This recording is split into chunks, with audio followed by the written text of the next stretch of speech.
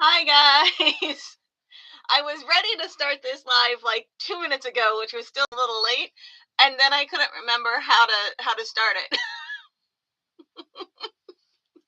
So the reason why this Friday, and 2 weeks from now, the last Friday in February, we'll be starting at like 12:35, 12:40 instead of noon, is I'm actually doing some YouTube training.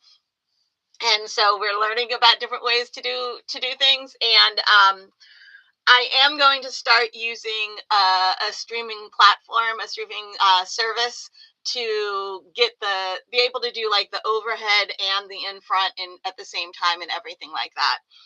So these are just going to continue to get better and better as we go, guys. So today I have this sample. I'm making a few samples for an in-person class that I'm teaching. On Mondays, I tend to go to Edge, New Jersey, which is Pride Center. And oh, look, I made a mistake. Oh well, life goes on. Hiccups. And I will be teaching some classes there. And in March, I'm going to teach a class on making a little hand woven mug rug. So you can see here, I've just taken a piece. You can see a little better on the back because it doesn't have the white background. This was just, I think this was the insert in some like cross stitch kit or something I had. It was the cardboard that was in there, and I cut it into a 5-inch square. You can use the back, like whenever I get a pad of paper or somebody, I tell all my friends or whatever, if you use pads of paper, when you're done with them, give me the backs, that cardboard back from the pads of paper, right? Um, I use those for book covers, for all sorts of things. But I have this piece, right? And I think here's the rest of what I cut it off of. So it was, yeah, like when you get a kit, sometimes those little kits that are in a plastic bag and they have the cardboard to hold them straight. So that's what I used. Obviously, I could maybe sharpen my X-Acto knife here a little bit or get a new blade in it. So I made a 5-inch square, and then I cut slits across the top and the bottom every 1/4 inch, and I wrapped my yarn around it. What I did was I started by putting the end through facing what will be the front, right? I'm realizing for the camera I should have made the brown side the front. And then I just wrapped it around and around. So I started at with the end going at the front, went straight down, and then went straight back up again. So I went back um, through that slot, and then that way the diagonal lines are going across the back and the straight up and down lines are going across the front. And that's where I'm weaving now. And so it has these really long lines because we're going to make a mug rug with the fringe. And so in the end, we're just going to cut straight across here and then tie up the tops, maybe add a few more strands to it if we need to make the fringe. I'm thinking maybe for the next one I do, I'll actually double up the yarn that I'm using, that I'm wrapping everything with. That's called the warp. I'm thinking for the warp on the next one, I'll have my yarn doubled so that my fringes are more impressive and so that the mug rug itself will also be thicker. But here we go. We have our 5 inches and our little slits. And I'm just weaving over, under, over, under. And what I'm doing to get this diagonal is I'm stopping one short each time. So here you can see this line right here. This was the line where I stopped, the warp thread that I stopped on my last pass. So now this time I'm weaving through and I'm going to stop one before that one. So here we go. All right. I'm going to pull that through. It's a little easier if I go this way. So we're just pulling that through. Feel free to say things. Feel free to comment, ask questions, whatever. Now, because I've doubled my yarn here, I am trying to kind of get them to lay flat. So I just kind of sometimes have to twist them around a bit to get the yarn to lay flat. And I will, hopefully by next week, I got some really good ideas on what software to use to be able to have my two cameras at the same time. So next week I'll have a camera on here as well, and you'll be able to see me on one screen and see the overhand view on the other. So it will be a lot easier to show these things. All right, so here we go. I stopped one short, and now I'm just going to weave back the opposite direction. Okay, so the previous row stopped on this thread right here. Okay, and now this row is stopping on this thread, and you don't want to pull it tight like I want to. I want to pull it tight, but I'm not going to, because that's not a good plan. So now I'm just going to weave back in the other direction here. Okay, so here, let me get those woven real quick, and then I'll show you before I pull it through. And I will sometimes bend the cardboard a little bit, so it's easier to weave in and out. All right. You could use, I also have a blunt, a ballpoint plastic needle. Not the best thing for this, like, because I realized the ballpoint, while you don't stab yourself, you can just get a blunt one, and it's easier to weave in and out. It's hard to weave in and out with the ballpoint unless you bend your cardboard. So there's a tip for you. I'd never tried it with a ballpoint one before, and I have a bunch of them. So I was like, well, let me try this. And I'm discovering that it's not the best plan. So here we go. I kind of made sure to pull all of my yarn so that it's lying flat and pretty. And now I just kind of pull that and slide it down, right? So let me push that down here. I'm just pushing it. I'm using my fingers as the beater, the thing that pushes the yarn down. All right, and there we go. See it wrapped around the next the one end. And I said earlier, oh look, I made a mistake. If you notice right here, I went in two. Like, this one ended on this row here, ended on this thread. The next row should have ended on this thread, but I messed up and I ended it on this one. But because this is just a sample, I'm going to leave it, and then I can show them, you know, hey, sometimes you make mistakes, and this is the mistake I made on this one. I'm going to make a few different samples to show them. And then I'll also have a few boards where I'm going to leave things partially made so they can see them. And then I have a couple books on weaving that I'll probably bring with me. And then, you know, if somebody just wants to go back and forth and back and forth and back and forth, they can. But if they want to play around, I'm going to give them a couple different ideas. So I'm going to finish up the kind of triangle design here.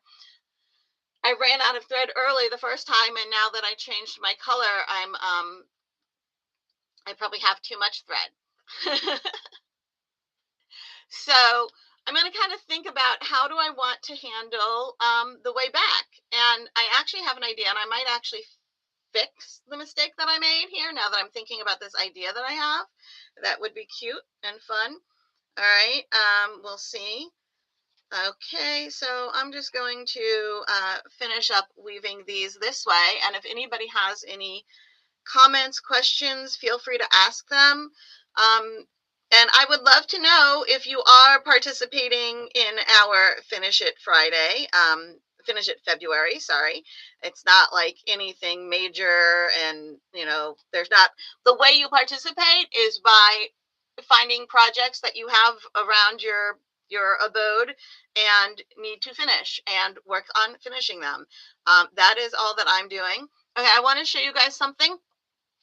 So here, now the thread that I need to wrap around is one that I went over this time. So if I just wrap it and start going again, I'm actually going to have skipped two. That's the mistake I made back here, okay? So what I have to do is I have to go ahead and, sorry, mirror messes me up sometimes, wrap it over that way, and then start by going under this yarn, okay? If I were skipping two at a time, I wouldn't have to change the way that I do each one. But since I'm only doing one at a time, every other one goes one way and every other one goes the other way. All right, so just make sure you take a look when you're reversing direction here, to make sure that you've wrapped the correct way around um, around that last warp thread that you are wrapping around. You know, if you ended up skipping two, my mistake, and you went over, then maybe you were supposed to go under. All right, let me see. Here we go. So now you can see I only went in by one because I wrapped it the correct direction. Okay. Yeah.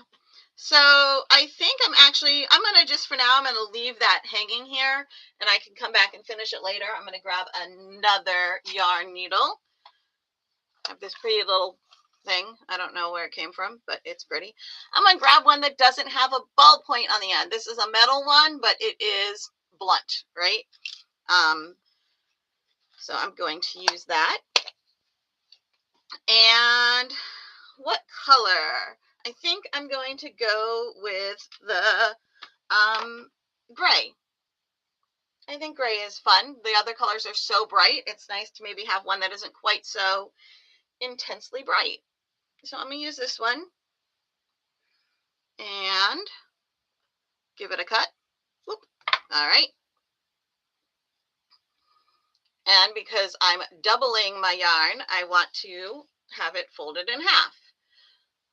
Now, of course, when you're weaving something big, you can use a shuttle to hold your yarn on or whatever. Because this is a class and it's at a nonprofit, so you know, there is no budget, and I didn't get a sponsor or anything for it. It's just we're just using the supplies I have. You know, and I also wanted to make sure that I'm teaching it in such a way that people can, no matter their budget, can do it themselves, right? The place where I'm teaching this, they have a relationship with a shelter near them. So sometimes the people who are coming in are in between houses, in between homes, and it's nice for them to learn, like, to learn fun things they can do. Like, this is great because you can make coasters for when you get a new place. You can make coasters for your own new place. You can make these coasters and you can give them as gifts, and it's all so inexpensive. And I'm going to let them, if they want to bring the little cardboard piece home with them, I'll probably stop over you know, on the way in, or at some point in the next week or so, I'll stop and just pick up a whole bunch of really inexpensive yarn needles, and you know, or I'll order them from Hirschner's or whatever,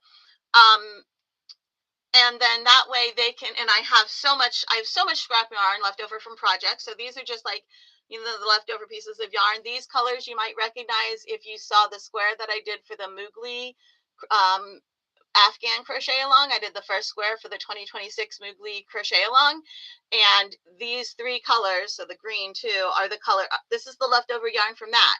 So I just bring all of that leftover yarn that I have, and they can take yarn back with them. They can keep a needle, and they can take the cardboard pieces. And I'm just going to cut a bunch of them, you know, while we're watching the Olympics or whatever. And that way, it's something, it doesn't take up a lot of space, and they can make gifts for people. They can make, you know, we have some people who are in the process of finding a new place to live, and so they can make this for their new place to live and give it a little homey look. You know, just make it feel a little bit more special without budgetary concerns. So I love crafts that can end up looking really nice and not costing a lot of money, because Lord knows there have been plenty of times, including like right now, where my budget is like nothing. Like, there is no budget. Right? So okay, so now what I'm going to do, you know what? I think I'm going to actually no, I'll start over here, and I'm going to start off by, since this piece is just one that I need to wrap around, I'm just going to wrap around that one piece, right? So I'm going to make sure to leave a nice long end. I might decide to pull it through on the fringes that we're going to do. All right, and now I'm looking, I want to make sure that I'm doing my over-unders in the proper way. So that row, I was supposed to go under. So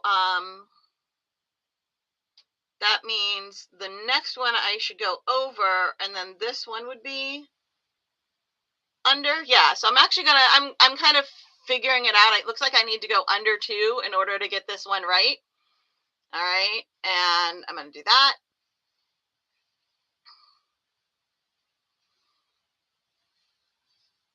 And then there's always a piece of me in everything I make. And then I'm going back the other direction. All right. And whee! Yarn tails everywhere. Let's see.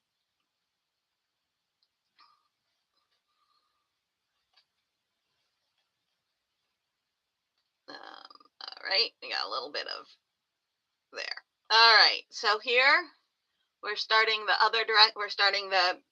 other side here. Now you can see that it came out under, my yarn came out under the last green piece. So now I'm going to go over it and weave all the way to,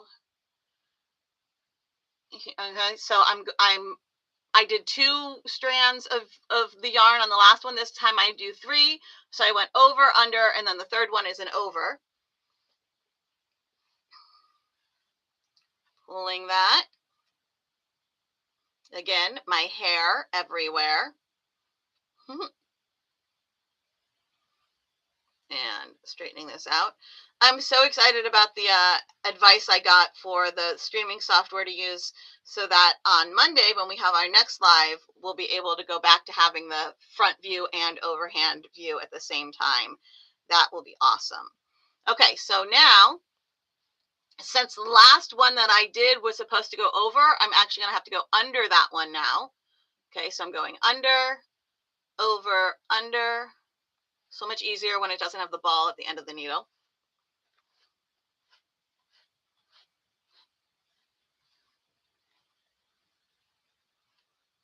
Okay. There we go. All right. I went under the last one, so now I'm going to turn and go over, under, over. Over, under, over, and then under, because now we're doing 4. Last time we did 3, now we're doing 4. All right. And so I'm going to keep on doing this. And this is filling in the parts that I didn't weave with the tealish color.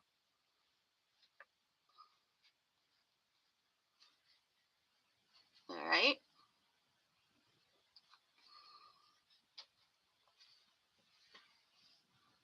It's just trying to untwist my yarn here. And now turn back the other way, opposite direction. If I went, opposite direction, and if I went over, now I go under. If I went under, now I go over. I'm just doing the 1-1 weave, just a basic over, under, over, under. The fancy part just comes in that I'm making a little diagonal with it, right? So now I'm going to, before the last row, I did 4 yarns. I went over 4 yarns. So this time I'm going over 5. Starts with the over. So over, under, and then we'll be over this next one. This is the one where I made the little mistake. All right. So I'm going to have to mirror that mistake. And it looks like I may have,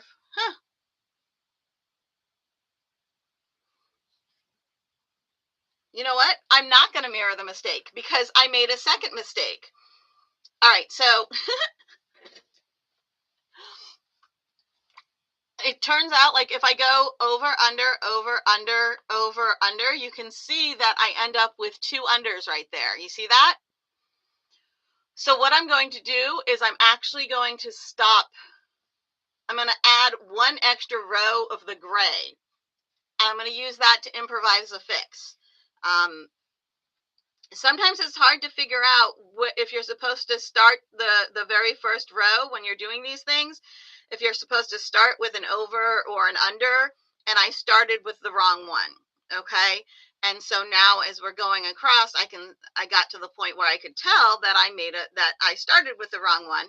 So I'm going to kind of add in a little extra blip here and see if I can a little extra row in with the gray and see if I can use that to fix my mistake. So now I'm going to go ahead and do over this.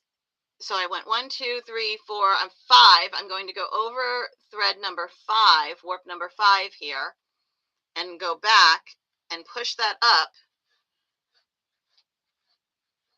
And then we'll see if with this next one I can fudge the correction. So I'm going over, under, over. No, it's still gonna be weird.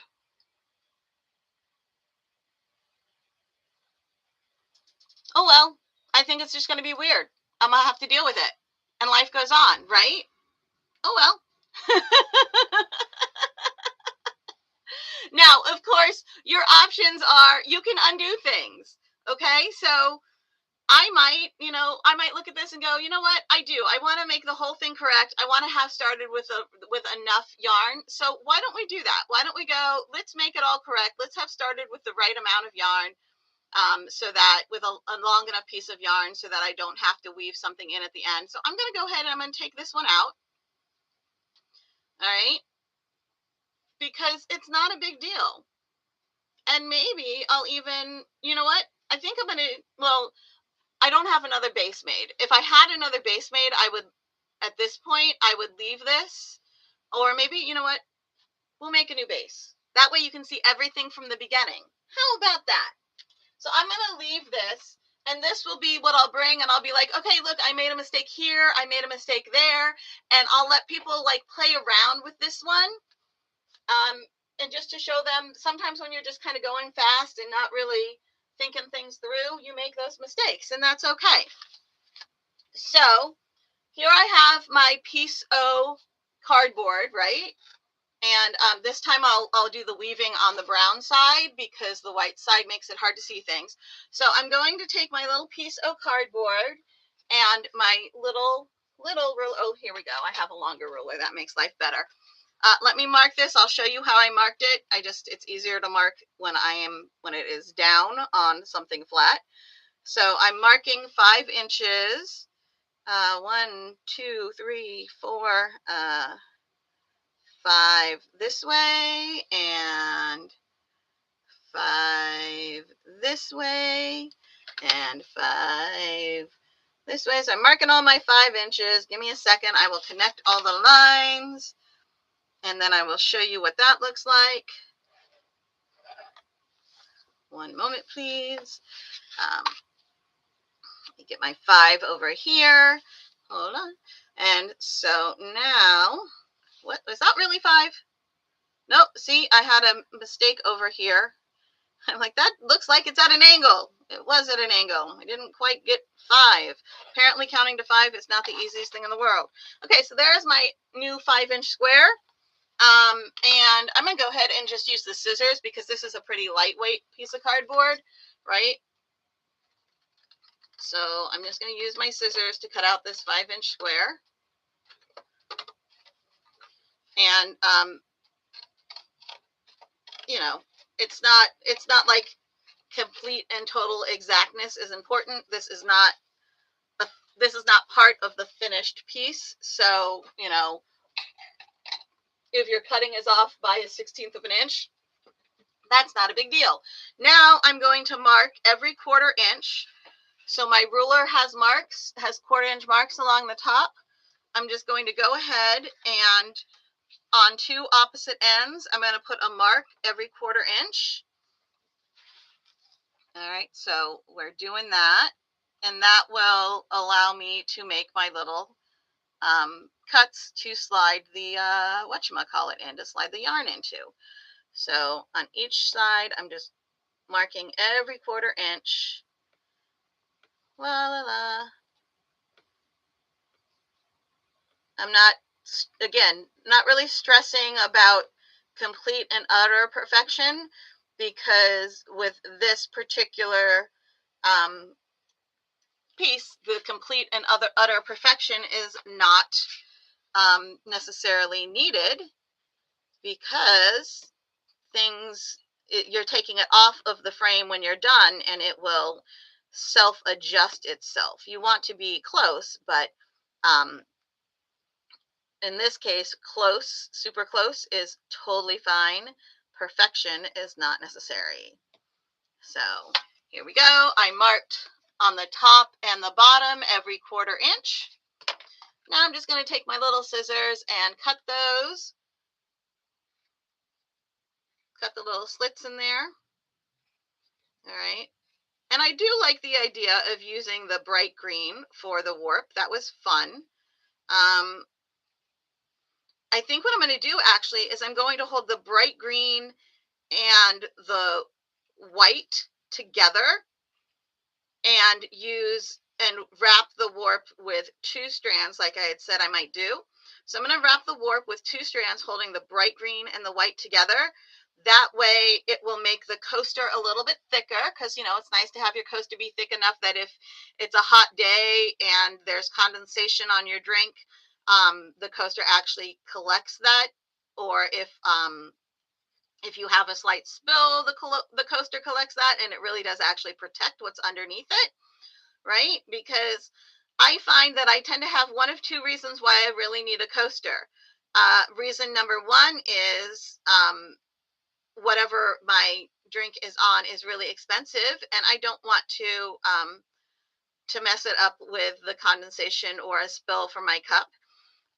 Though that does not tend to happen very often in my home. Reason number 2 is whatever I have the cup on is really inexpensive, and if I spill something, it will start to bubble. And that is much more likely to happen in my house. Because budgets are not large around here. So there you go. Like, you actually need the coasters with the cheap tables, because otherwise the paint or whatever bubbles. So here I am now making my warp, and I'm doing that by using these 2 colors of thread together so that I will have a really fun, thicker fringe. And when we actually tie the fringe at the end, if we find that we want it to be even more fuzzy, more fringy, we can always add yarn to it as well. So now what I'm doing is I'm deciding my front. This is going to be my front. So I'm going to actually go ahead and put the end poking up at the front. This is actually going to be part of the tassel that comes off the bottom. But by poking it through up here, I know that I have more than enough yarn. And what I'm going to do is now make my first warp. So I'm coming down through the bottom of the very first slit. And then I'm going to go back through the first slit on the top. So the same exact slit as before. Okay, that gives me a completely vertical thread, because this is the front. We want the piece the side that we're actually weaving on to have the threads be vertical. So now I'm going to keep wrapping around. I'm going to go to the second slot and the second slot. Okay, and I'm going to keep doing that all the way around. And then when we get to the last one, the very last slot will have the yarn go through twice as well. And this is called the warp. Okay, the threads that are made first, that you weave through and are usually considered the up and down or vertical threads, they are called the warp. Then what you're weaving back and forth with, that is called the weft.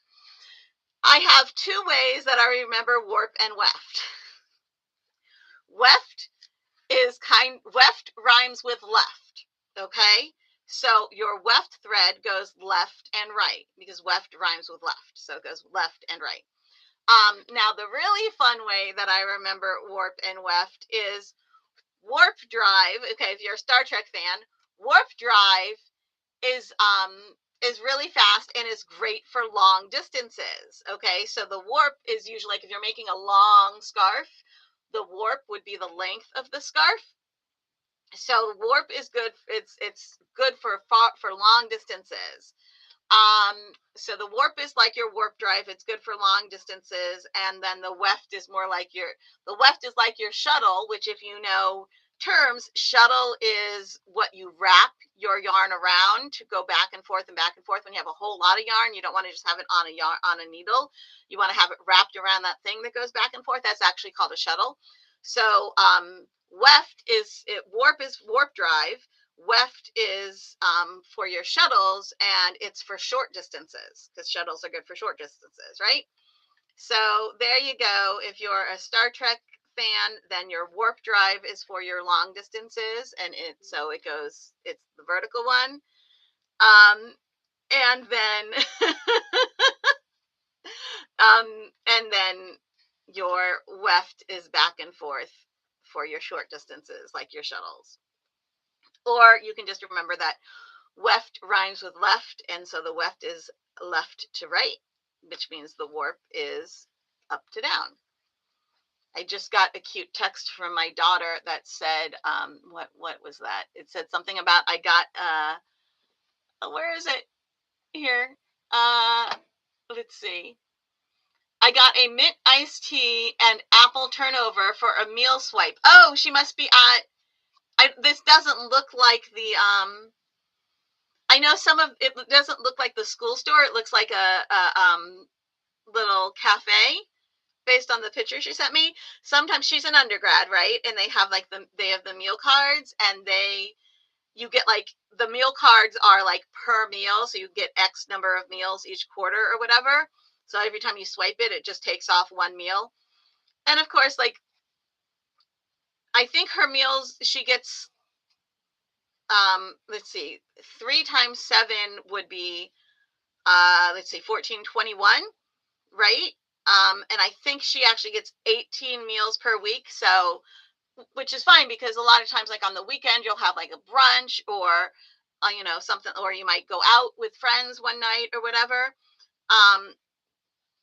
And I don't know if they reset every week or every month. I think it just, it's, you know what, it's by the entire quarter. So at the end of the quarter, if you haven't used them all, you lose them. So, if you're starting to go low, you can actually swipe yourself, and they let you, because there's somebody there when you're doing the swipes, they do let you swipe yourself and then swipe your friend. So if you have a friend who doesn't have any meals or whatever, you can do that. I did the last one, right? But now what I'm going to do is come back through the next, I'm going to come back through on the bottom, that slot again to get the yarn, the end here nice and secure. So anyway, I guess they have relationships with some places where they can, some little local diners and stuff or whatever, where they can use the swipes, or it might be like an on-campus diner, like where you would normally, where you can pay money or swipe or whatever. Although at the food court, you can pay money or swipe. So like if your parents are visiting or whatever. But yeah, so it looks like she got to go to some little diner and get a fun little apple turnover and mint tea. How cute is that? All right, now you can see I wasn't stressing too much about keeping everything lined up, like the colors lined up neatly next to each other. You could do that if you want to, but with the warp, I'm not so stressed about keeping it lined up like that. Now, I'm going to grab another needle. I'm going to have a sip of my water because I'm getting dry. And here we go. I have another needle, blunt-ended metal needle. And I'm going to use the tealish color. I'm going to make sure that I have plenty, right? Let's see. So one pass, if it's doubled, would be like this much. And I want enough for like, well, if I go all the way across, that's going to be close to 20. So there's 4, but it does get smaller. So I'm just going to estimate this. That's 8. And then that's 16. I feel like that's not even close to enough. Oh, because that's only half, because each pass kind of goes twice. So we're going to do that. And then I'm going to double this, and now I'm going to have more than enough. There's going to be a lot of pulling. All right, I think we're going to stop there because it does get shorter as it goes. Hopefully this is enough. And if it's not, I'll have to weave in the ends. But, you know, at least it should be a lot closer than last time. All right, so here we go. And we're not going to make any mistakes this time. It's going to be perfection. It doesn't have to be, but still. All right, so now I've got my ends lined up here, and I'm just going this way. Whee! Now, one thing you could do is actually like take this yarn and just put one of them underneath here and then pull that all the way to the middle and put your needle on the cut ends. And what happens is you don't have an end at all to weave in over there. But since this is going to be at right where the tassels are, I'm going to go ahead and tie my starting tail in with my first tassel. There'll be an extra color in there, and that's fine. Maybe there'll be one at the other side too. Maybe I'll just add that in on the other side and like make it a thing. Who knows? We'll figure it out. All right, so now we're using this side, right? And I am going to go ahead and, whoops, here. I'm going to kind of see about trying to wrap this little tail around itself here a little bit. Hold on. There, so it stops popping out. Okay, so now I'm just going to start. I'm going to go over, under. Well, I started off with under, over, under, over. I'm going to do that for a little bit. Okay, and then I'm going to go the rest of the way. We're just going under, over, under, over, under, over. Ends with an under. There we go. And now for this, I do want my yarns to be laying one on top of the other nice and neat, okay? Because you can see that a lot more here. Somebody is home. Oh, probably my son, because it's only one. So that is probably Vero, who just got home from undergrad. All right, my ends didn't stay completely neat, but that's fine. I'm going to leave it really long, so I have plenty to add into the tassel. I'm just going to let it hang there. All right, now I ended at the under, which means now this time I start with the over. And I'm going to just go ahead and working my opposites, go back the other direction. Okay.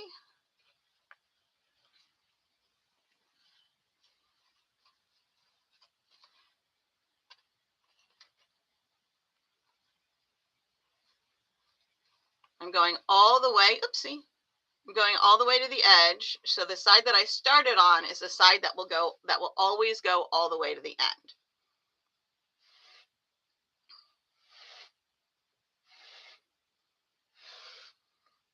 Pull for a while, and then when I get close to the repeat here, let me see. Oh,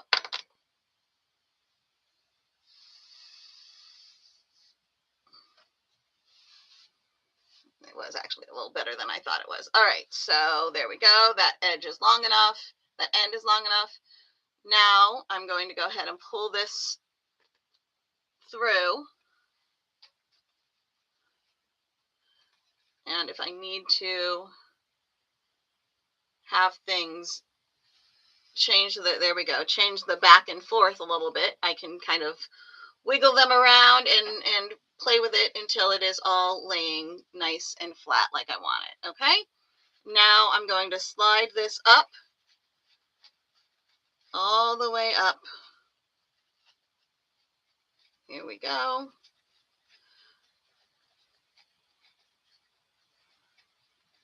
There, I have it nice, slid up, and I'm not pulling it so tight. Like there, you can kind of see the little bump on the end, right? I'm not pulling this to make all of my threads come in like an hourglass. I don't want to do that. Now, this is the end that this is the side we started on. So this side will always work all the way to the edge. This side is the side that we're going to do the little coming in edge, the decreases on. So now I'm going to start again. The last one went over, so now I'm going to go under.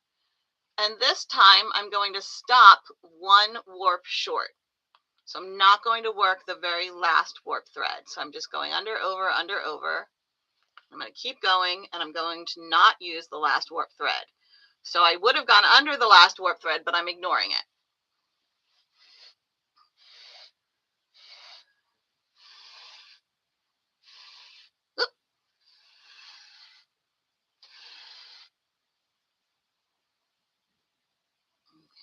I'm going to actually take this, my tail here, and I'm just going to kind of tuck it underneath a few things, like the center-ish back here. All right.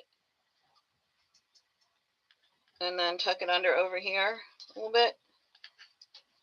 There we go. That'll just keep it out of my way, so I'll stop accidentally yanking the wrong side. Okay. So now when I have about that much left here, you can see I've got some twisting going on. So I made sure that everything is laying flat here, and I'm going to pull this through and try to get all those twists to pull out.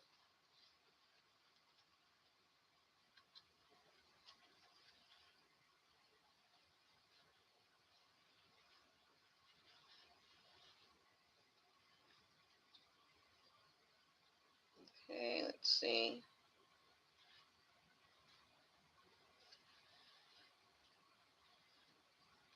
There.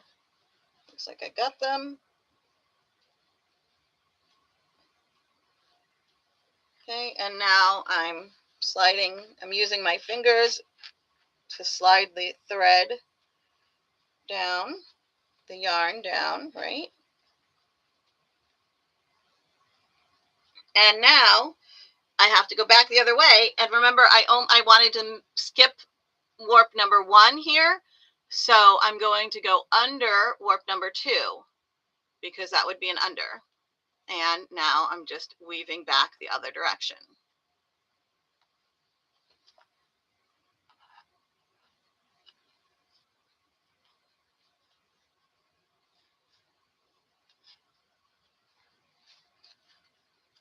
Okay.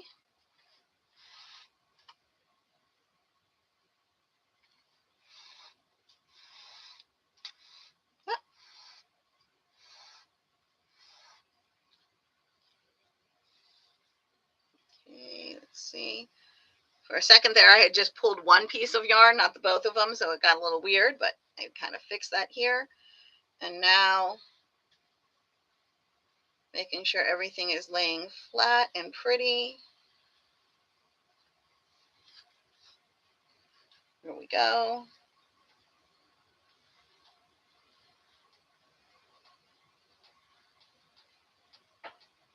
Sometimes when you get to the very end, you need to kind of pull one a little bit and then pull the other one. Whoop. That was the same one. If you pull it too tight, just, use your needle to kind of loosen it back up again.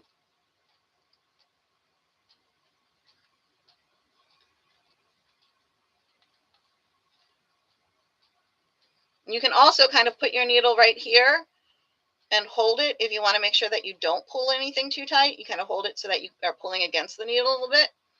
And now I'm sliding all of these down.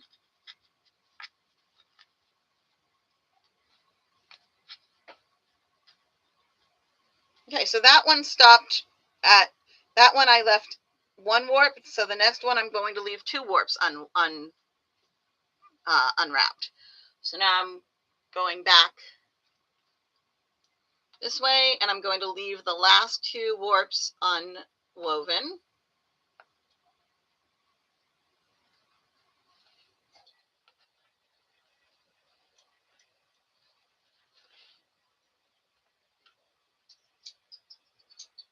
Okay, so there's 2 left. I'm leaving them alone.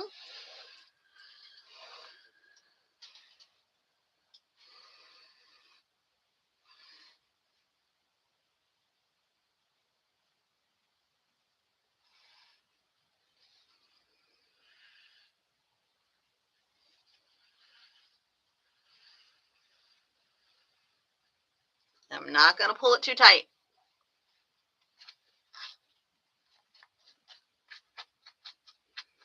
Much as like my instincts always tell me, pull it, pull it, pull it. Everything should be nice and tight and snug. No, don't do that. Okay, and now we're ignoring warps 1 and 2, and warp number 3 isn't over. So we're going back the opposite direction. And we're just going to keep on doing that.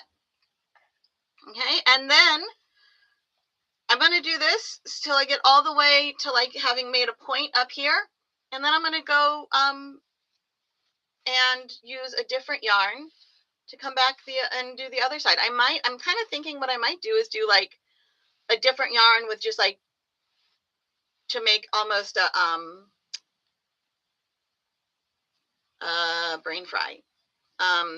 A line there, a diagonal line, by just doing a different yarn only like 2 or 3 of the warps next to each of the diagonal line, and then finish out the last triangle with a third color. I'm thinking I might do that. We'll see. So here we go.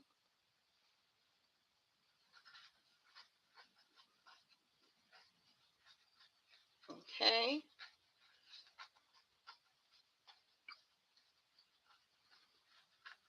Now I like to make sure that I do like to push it down really nice and secure. All right. I'm not pulling back and forth tight, secure, but the push down I'm doing nice and secure, really, tightly kind of. And now back the other direction. And this time, instead of ignoring the last 3, I'm ignoring the last 4. And you can tell which one, you just look and see. All right, this is the warp that I wrapped around last time. So this is the warp I'll wrap around this time. You just keep on wrapping around one farther in.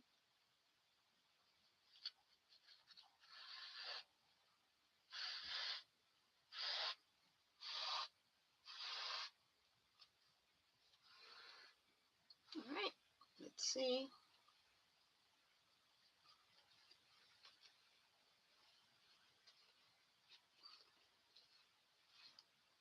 Got some twists in that one, so I kind of working them out here.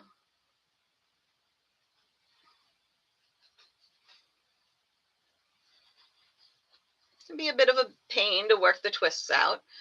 And, if I were doing this kind of flat and not so much trying to make sure you guys could see what I'm doing, it would be a lot easier to not have gotten the twists in the first place. But oh well.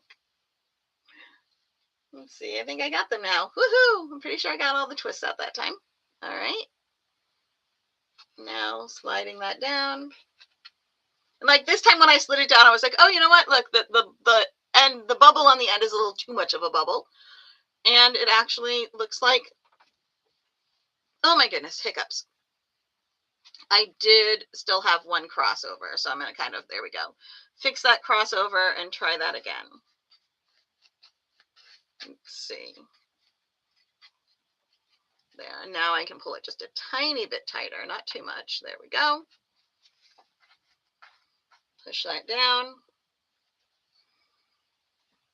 And now starting with the under here. Okay, let's see. Yeah, because the previous row wrapped around this warp, so this row is going to wrap around this one.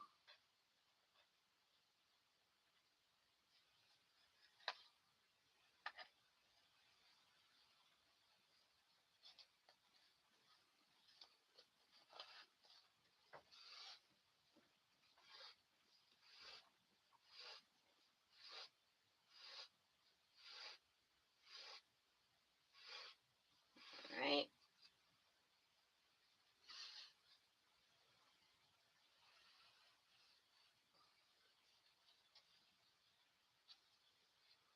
And whoop, almost. There we go. I think I got it. So I pushed that one down. I knew that I was pushing it down a little too soon, but that's okay. Now I'll just tighten up a little bit, push it down some more.